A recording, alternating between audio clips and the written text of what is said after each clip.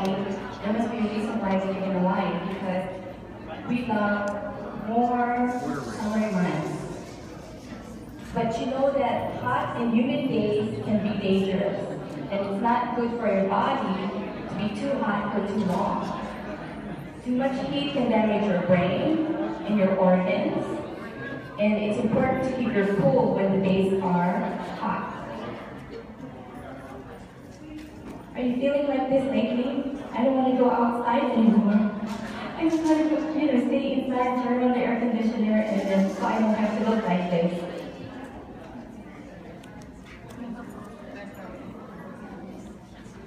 That's how I've been feeling lately when I go outside. So, your body has its own natural cooling system. That sweating is your defense from serious heat diseases or illnesses. So when you're sweating, when your body is hot, the cooling system, your sweat is actually cooling your body. But then when your sweat dries out, then it carries away the heat from your body surface, and then it lowers the temperature. But when your sweating is not enough to cool you down, you're at risk of heat-related illness called hypothermia. Anybody heard about hypothermia? When your body's temperature goes all the way too high, and then your body is no longer able to sweat or protect you from the heat. So hypothermia is one of the heat-related illness that can happen to anyone.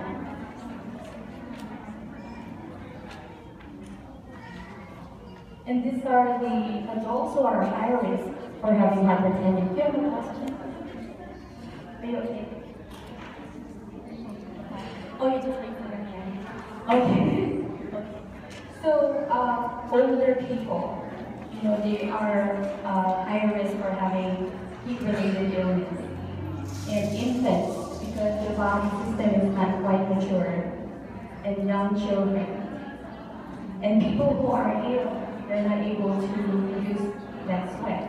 And also those who are on certain medications that stop them from producing enough sweat so that they can cool down their body. Because this high-risk individuals are less likely to sense or respond to changes in the temperature.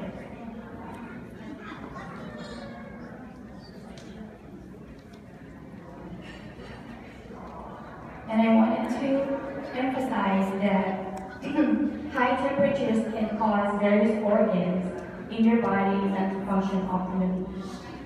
And excessive heat can stress the heart. You can have a heart attack because of the heat, because your heart is trying to help you, and then it can harm the brain as well. Worst scenario is that you can go into coma when your body is so hot and you're not doing anything about to cool it down, and you can go into coma. You will pass out and go into coma. So we're going to look at mild to serious heat-related illnesses. These are heat cramps, heat edema and swelling, heat exhaustion, and the worst scenario is heat stroke. So these are the main three types of heat illness: heat cramps, heat exhaustion, and heat stroke. Anybody that experienced any of this? Maybe heat exhaustion right there. It's too hot.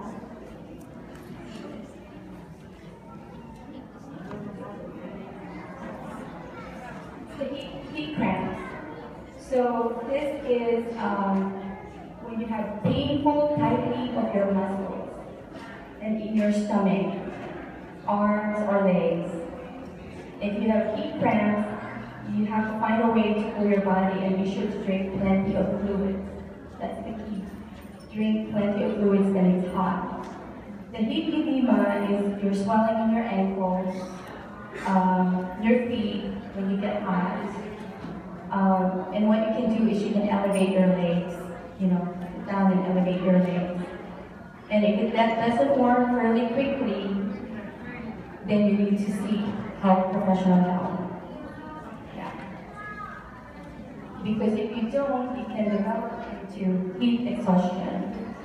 Heat exhaustion is warning you, so you have your heat edema, and then you have your heat exhaustion. It's warning your body that you can no longer cool yourself. You need some help. You might feel dizzy, thirsty, weak, uncoordinated. You can be nauseated, and your skin might feel like cold and clammy. It sounds like you have diabetes symptoms, but this is, one of the symptoms that you can develop. And also your heart will be racing because your body is trying to compensate for that loss of extra fluids in your body system. If this happens, once again, drink plenty of fluids and rest in a cool place. And if you're not careful, heat exhaustion can progress to heat stroke. This is the worst thing. So for heat stroke, this now becomes life-threatening. Anybody have experienced heat stroke? Maybe those who went to Las Vegas? Or even at Arizona, it gets hot. Yeah, Texas too, it gets hot. But here in Hawaii, we take it for granted. You can still have heat stroke, but we're still under the sun, right? So, this is the most life-threatening form of hypothermia that occurs when your body temperature reaches the magic number, 104. 104. Yeah, if it reaches 104, you're very high risk for heat stroke. Heat stroke can lead to confusion, fainting, staggering, strange behavior, or dry, flushed skin. Remember when you have the other one, the heat exhaustion, the clammy. This one, your skin now is dry. It's not making any sweat anymore. Yes. So heat stroke is a medical emergency. So I'm going to have the next slide is to show you the difference between heat exhaustion and heat stroke. So over here, with heat stroke, your body is still trying to compensate. There's the moist and clammy skin.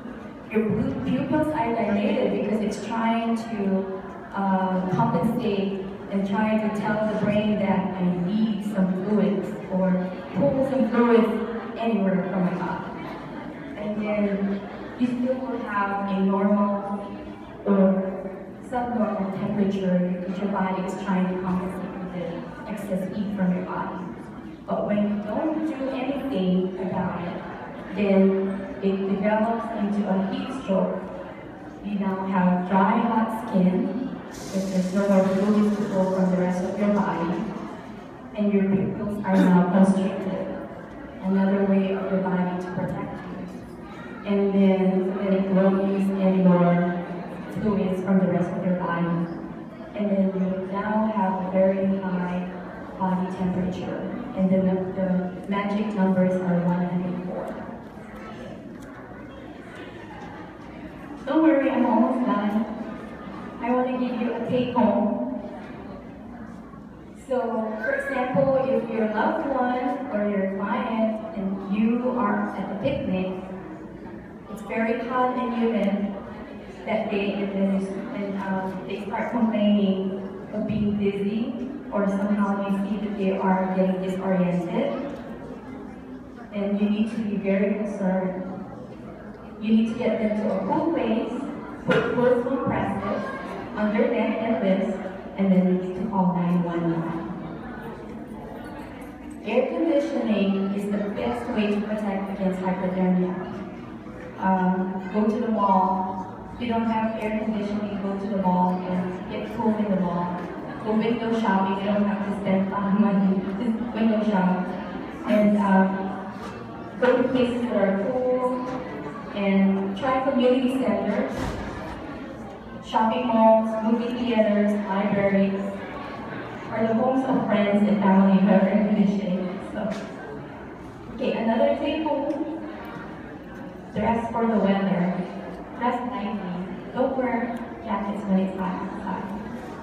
And then wear light colored clothes, loose-fitting clothing, because dark colored clothing absorbs more heat.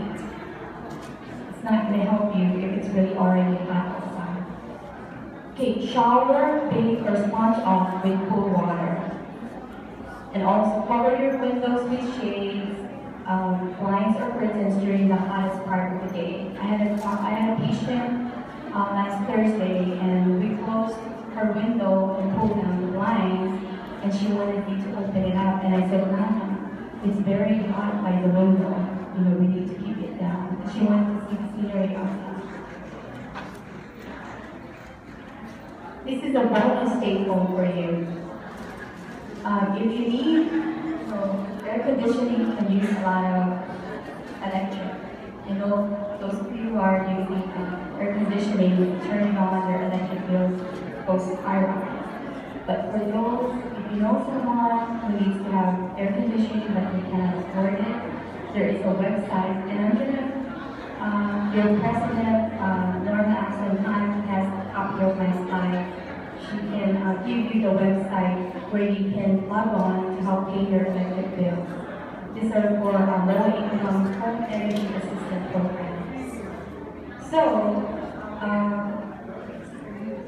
the ending, we believe that illness is preventable, as you can see.